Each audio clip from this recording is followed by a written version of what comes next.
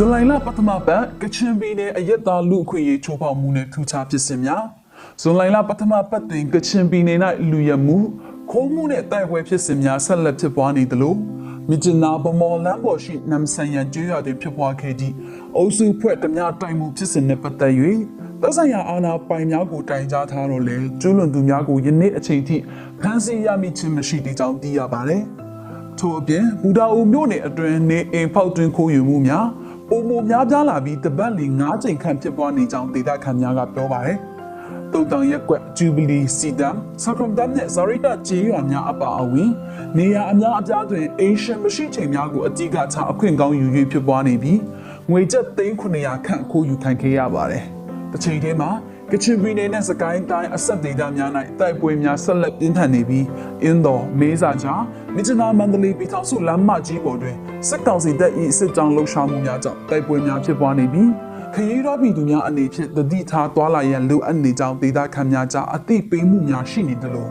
ရွှေကူမြို့နဲ့ကတာမြို့နယ်အဆက်ဒေသများတွင်လည်းတိုက်ပွဲများဆက်တိုက်ဖြစ်ပွားနေပြီးစစ်ကောင်စီတပ်ကဝိုင်ထရန်းနဲ့စက်တိုက်လေယာဉ်များအသုံးပြု၍လေကြောင်းတိုက်ခိုက်မှုများပြုလုပ်နေကြောင်းသိရပါတယ်။တိုက်ပွဲများကြောင့်ဒီကြားထဲလမ်းပိတ်ဆို့ကခရီးသွားပြည်သူများနဲ့ဒေသခံများကြားအခက်အခဲဖြစ်နေပြီးတစ်ဖက်တွင်လည်း KIA နဲ့ပူးပေါင်းတပ်များ၏ထိုးစစ်ဆင်မှုကြောင့်နေမြေအချို့ဆုံးရှုံးထားရတဲ့စစ်ကောင်စီတပ်သည်ကချင်စစ်မျက်နှာတွင်တံပြန်ထိုးစစ်ဆင်နိုင်ရန်လူအင်အားလက်နက်နဲ့ရိက္ခာများဖြည့်တင်းနေကြောင်းသိရှိရက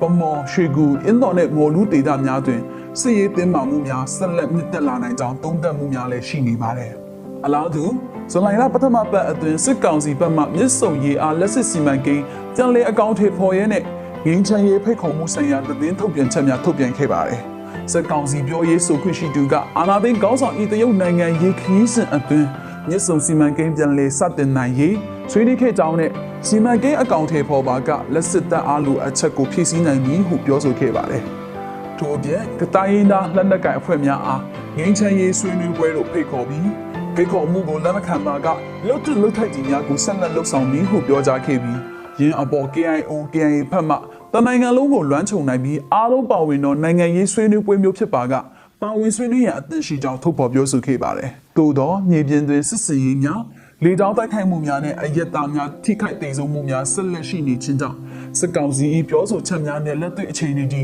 ကွာဟချက်များရှိနေကြောင်းကို KIO KIA ကထောက်ပြခဲ့ပြီး